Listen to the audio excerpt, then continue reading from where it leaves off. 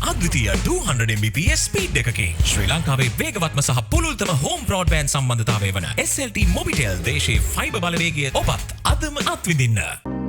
හරිම සුදුයි.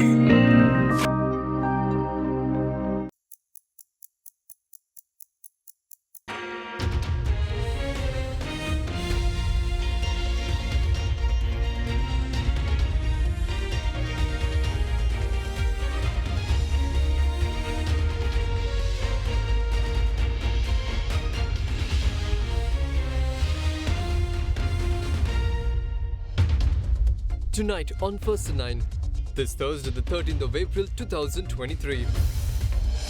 Common platform. Japan, France and India to hold media briefing on setting up common platform for Sri Lanka debt restructuring tomorrow. Japanese finance minister hopes China will partake in discussions in the future.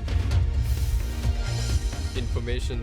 World Bank and IMF roundtable discussion on sovereign debt decides concludes with importance placed on enhancing information sharing.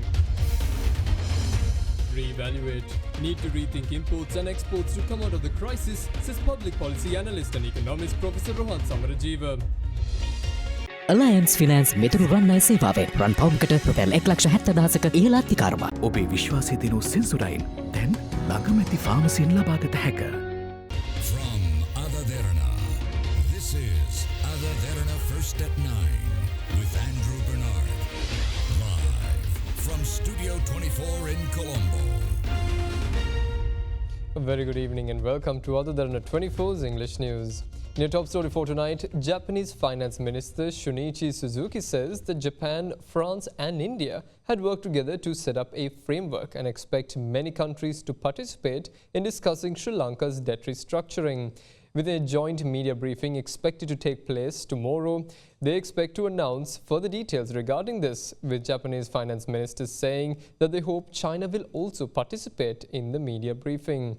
The briefing will be scheduled to take place tomorrow at 6:30 p.m. US time, which will be at around 4 a.m. tomorrow in Sri Lanka. Japanese Finance Minister Shunichi Suzuki said Japan, France and India will announce a new platform for creditors to coordinate restructuring of Sri Lanka's debt, and added that it would be very nice if China too joined the effort. As chair of this year's Group of 7 meeting, Japan has put efforts to address debt vulnerabilities of middle-income countries such as Sri Lanka as among priorities for debate. Addressing media following the G7 finance leaders meeting, Suzuki said announcement of the new platform initiated by Japan, France and G20 chair India is expected to be made today.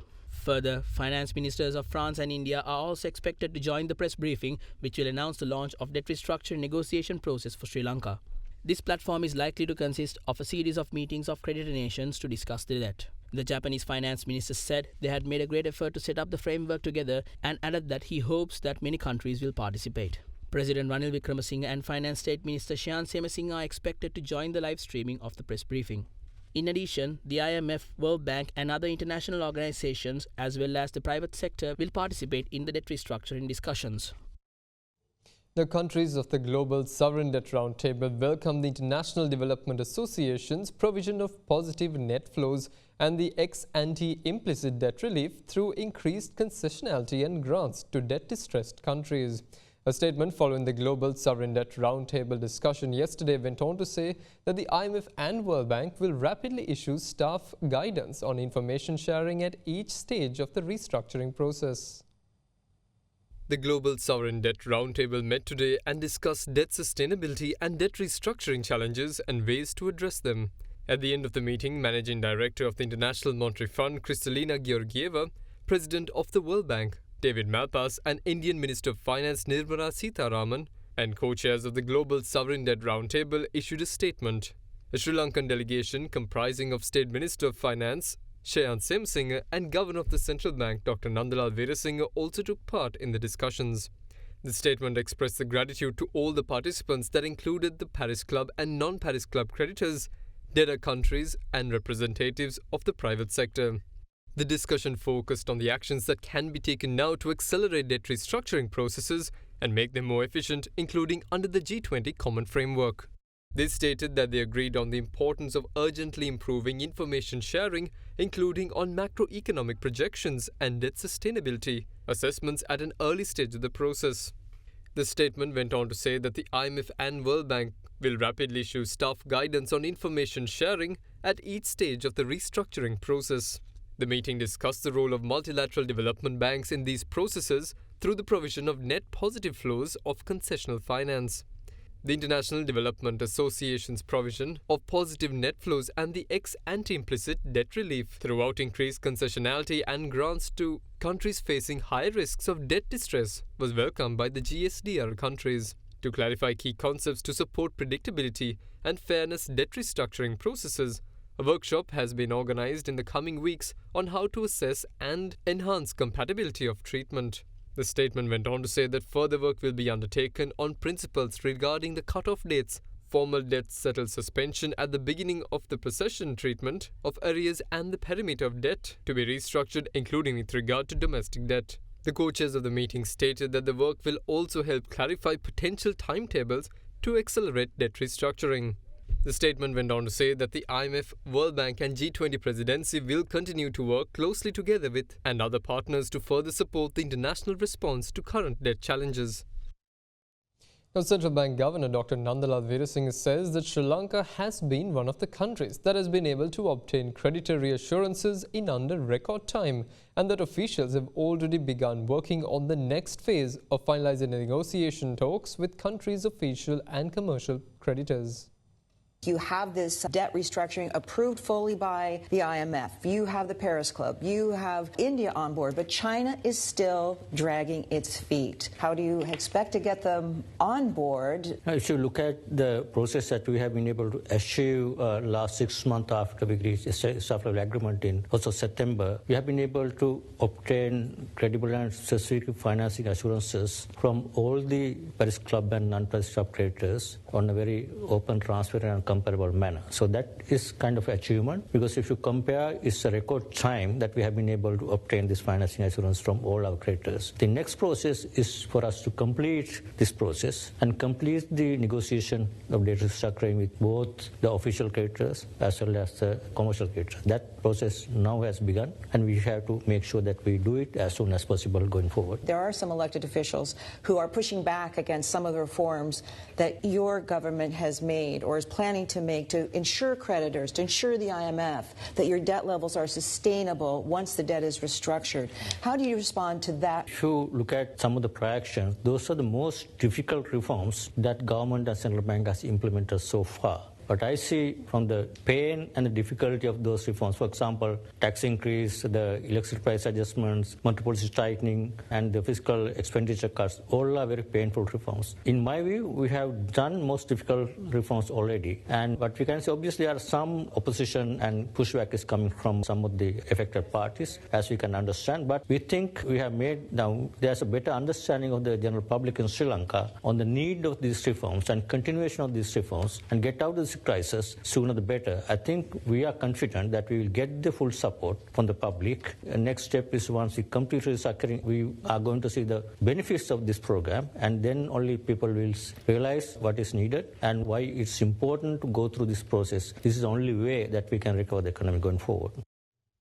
Now, Minister of Power and Energy Kanjana Wijesekara says that the arrangements have been made to increase the daily quantity of fuel distribution. In a tweet, the minister noted that 4,650 metric tons of 92-octane and 5,500 metric tons of auto diesel will be distributed daily. The minister also pointed out that the data from the last 7 days of fuel sales through the National Fuel Pass or system have shown a significant improvement. He added that overall percentages, which was below 60% last week, had improved with over 80%, with the temporary suspension of 66 fuel stations that did not adhere to the NFP or guidelines.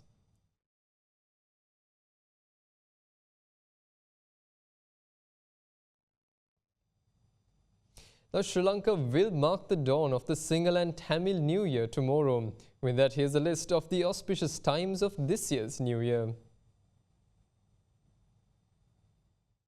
Sri Lankans celebrate the dawn of the Sinhala and Tamil New Year tomorrow, the 14th of April. The New Year, known as Aluth Awurudda in Sinhala and Puthandu in Tamil, is celebrated by both communities by observing various rituals and customs. According to Sinhalese astrology, New Year begins when the sun moves from the house of Pisces to the house of Aries. A number of customs and traditional beliefs are associated with Aurudu celebrations in Sri Lanka. The Sinhalese are influenced by astrological faiths and perform several religious practices during this time. This year round, the new year will dawn at 2:59 p.m. tomorrow. The inauspicious time preceding the new year, or Nonagataya, will dawn at 8:35 a.m. tomorrow.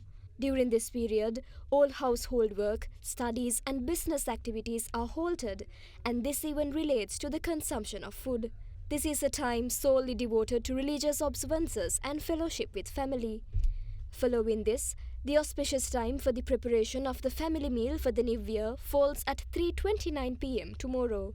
The auspicious time for commencing work, transactions and partaking in meals meanwhile falls at 5:05 p.m. tomorrow. The auspicious time meanwhile for customary anointing oil fall at 9:41 a.m. on the 16th of April, while the time for leaving for work falls at 6:28 a.m. on the 17th.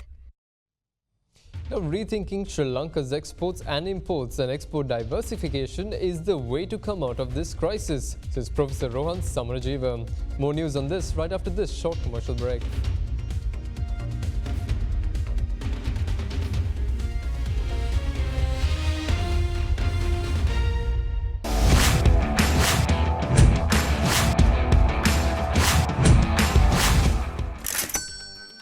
ගොඩමඩ පෙරලි කරන බලපුළුවන්කාරයා මහින්ද්‍රා යුවෝ ටීමෝ වෙතින්.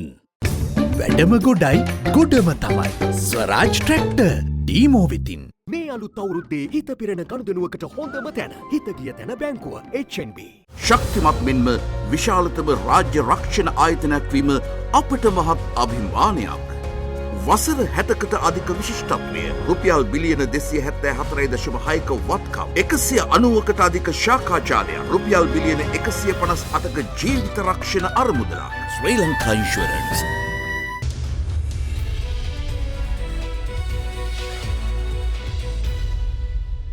Welcome back. Now, highlighting that the IMF is not the only solution for the crisis, Sri Lanka is currently facing. Economist and public policy analyst Professor Rohan Samarajiva says that Sri Lanka has to rethink about its export and imports completely and should focus more on export diversification to come out of the current crisis. Speaking to Indivari Amwatta at our Current Affairs program at Hyde Park on AdaDerana 24, Professor Samarajiva said that Sri Lanka has to improve its market access, which is possible by entering into partnerships with foreign investors, adding that the government should focus on establishing one-stop shops to facilitate foreign investments. Are we on track here in order to create sustainable revenue-generating avenues? Just following the IMF program, it will not be enough. We have to do more. For us to get out of this hole, we have to completely restructure the way we look at our imports and exports. That means looking at our whole industrial structure, looking at the barriers that we have erected. There's a whole series of things that need to be done. None of these are in the IMF program. They're outside. You did say we have to look at restructuring our exports and imports. What does this mean? Where do we start? If the country is to really get rolling, we have to have more investment goods coming in. I'll just use one example. Sri Lankan wind. You don't import wind, it's our wind. But the question is, it has been blowing for millennia and it hasn't produced any electricity. So what does it take to get the wind, which has been blowing across our country, particularly in the Mana area, to produce electricity? You require towers, turbines, transmission networks. You require a whole series of things. Do we make any of these things? No, we have to import them. So in order to even export or even to produce the energy that we need, we have to be open to investment and we have to be open to imports, right? This idea that imports are bad and exports are good is a very, very old-fashioned, obsolete way of thinking. 65% more or less of our exports are in three categories. I went to school in the 60s. So those days we said tape or rubber. Now, so what's the difference? Now, coconut has gone, and now apparel has come. That's it. That's the only change that has happened. Is this what we have done in 60 years? So that has to be changed. So that's a problem, diversification of exports. Why do you think we haven't moved aggressively into diversifying our exports?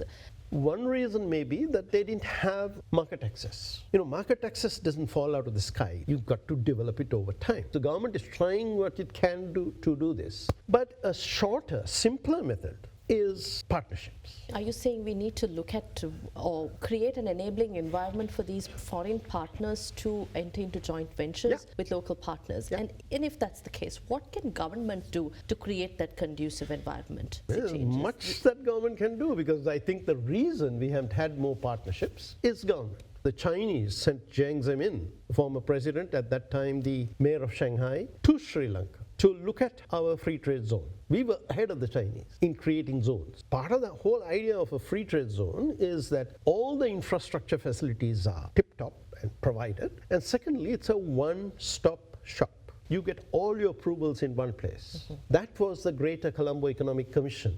Where do we have that now? There's no proper one-stop shop. That BOI has been, made toothless. So we need to do that. We need to facilitate. I'm against tax breaks. People shouldn't be given tax breaks. We should have alternative minimum taxes. We should have some level playing field for local businessmen as well as foreigners. But let's simplify things, not only for foreigners, but also for our investors. Simplify things. When we're looking at fixing the economy or even putting the policy path right for a longer term, what steps do you think the current government should take in the immediate term? I would say 3 steps. Short term, medium term and long term. Short term, I would take the committees that are currently functioning under the Export Development Board.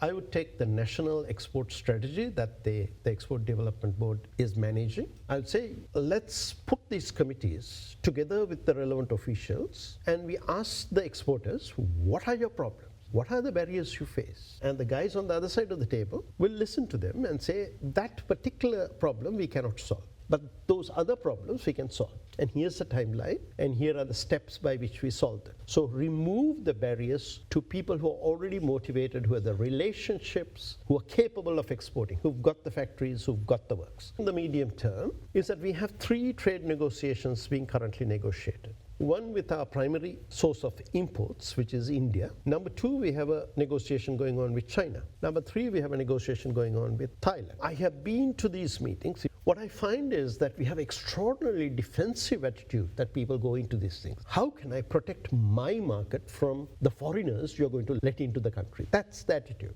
But trade is a two-way street. Trade is not about other people's stuff coming here. It's also about your stuff going there.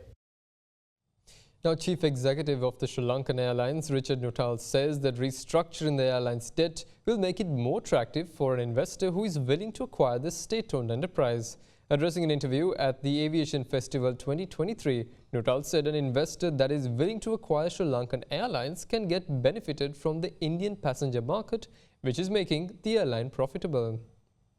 The airline defaulted on a US dollar bond, I think in December. What happened and how do you come back from something like this? We have an airline that is profitable, but we owe quite a lot of people quite a lot of money coming out of COVID. And at the same time, we're in a country where you can't actually borrow money because the government has defaulted and has announced a moratorium on serving foreign debt. The bond that we have is also guaranteed by the government, so it's a part of that story. We need an equitable solution. And we're working through with the government to restructure the Sri Lankan, the domestic debt. We have already worked with lessors to have repayment plans, the same with the engine manufacturers. And the bondholders have been kept whole up until now. Even in December, we paid the interest, we paid it within the 30 days period, and then we went to them and we said, can we have a process whereby we defer, we paid the June last year, we wanted to defer the December payment so that it became part of the package as we restructure the airline. One of the challenges with bondholders is that, when it comes to banks, when it comes to lessors, we have somebody to talk to. The problem with bondholders is that we don't necessarily know who those bondholders are. So, I think one of the challenges through this process is that we hope some of the bondholders and some of the big groups will come forward so that we can have a more meaningful dialogue. But if we look at the airline itself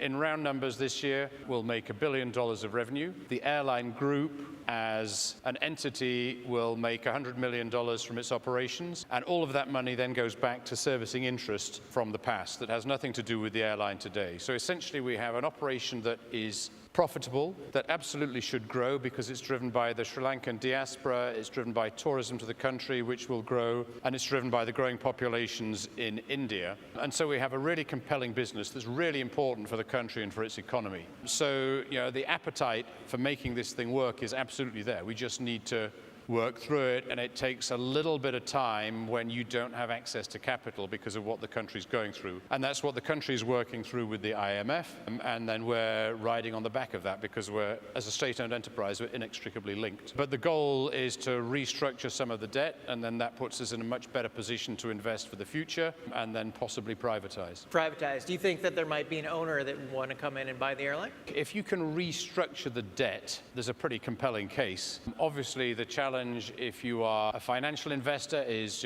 country risk, and you're going to do your own evaluations on that. But also for airline investors, we are right next door to India. We are perfect for catching all of that traffic from secondary Indian cities going east. I mean, the two big hubs in India are in the northwest, and we're off the southeast. So that's a really good geography to be in, and that's in addition to the traffic that we've got that is purely Sri Lankan, the diaspora and tourism to Sri Lanka. So there is a compelling business case for important to the country, and for the right investor who wants to really have a part of that big Indian market, particularly going east, there's a real opportunity there. Now, oil prices are stable today as the market weighed the prospect of tight supply against possible recession in the United States, the world's largest oil consumer. However, the market is still reeling from the shock decision by OPEC and its allies together to downgrade its output cut. Brent crude prices edged down by 0.25% to settle at $87.11 a barrel, while US West Texas Intermediate crude futures slipped by 0.25% to settle at $83.06.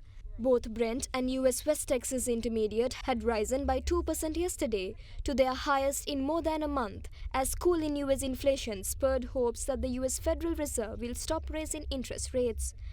However, minutes from the Fed's last policy meeting indicated that banking sector stress could tip the economy into recession, which would weaken US oil demand. The Organization of the Petroleum Exporting Countries meanwhile flagged downside risks to summer oil demand in their monthly report issued today. But OPEC kept its forecast for global oil demand growth in 2023 unchanged. The market is still reeling from a shock decision by OPEC and its allies, together known as OPEC Plus, to cut output further. The executive director of the International Energy Agency expects the move to tighten supply in the second half of the year and push oil prices higher. And that's all the news we have for you this evening. Join us again tomorrow for the very latest news at the very same time. Tune into our social media pages for the very latest news. A pleasant evening and good night.